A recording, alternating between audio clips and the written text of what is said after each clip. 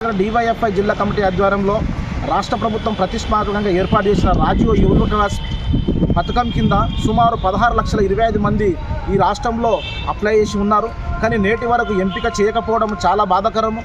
ఇప్పటికైనా అర్హులైన ప్రతి వారికి ఎంపిక చేసి ఎలాంటి షరతులు లేకుండా వారికి ఎంపిక చేయాలని ఈ సందర్భంగా డిమాండ్ చేస్తున్నాము.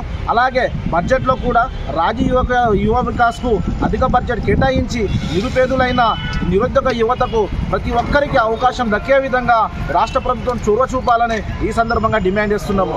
మొన్న రాష్ట్ర ప్రభుత్వము జూన్ 2 నాడు మేము రాజీవ్ యువ వికాస్ ఎంపిక పత్రాలను అందజేస్తామని రాష్ట్ర ప్రభుత్వం ప్రకటించింది. కానీ నేటి వరకు ఆ ఎంపిక విధానము ఇప్పటి వరకు ప్రక్రియను కొనసాగకపోవడం చాలా బాధాకరము.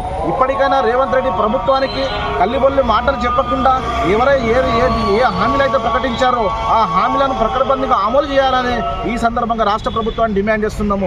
ఇప్పటికే నిరుద్యోగ యువతకు ఉద్యోగ ఉపాధి అవకాశాలు లేక ఈరోజు రాష్ట్రంలో నిరుద్యోగ యువత ఆత్మ బలిదానాలు చేస్తున్న పరిస్థితి ఈ రాష్ట్రంలో కనబడుతుంది. ఇప్పటికైనా రాష్ట్ర ప్రభుత్వం గత ప్రభుత్వం కాకుండా ఈ ప్రభుత్వమైన అర్హులైన ప్రతి నిరుద్యోగ యువతకు నిరుద్యోగ బడ్జెట్తో పాటు రాజీవ్ యువ వికాస్ పథకము వర్తించే విధంగా చొరవ చూపాలని ఈ సందర్భంగా డిమాండ్ చేస్తున్నాము. నా పేరు తిరుపతి, డివైఎఫ్ఐ జిల్లా కార్యదర్శి, Karimnagar. Hi, this is Neha Shetty. Please subscribe to GK News.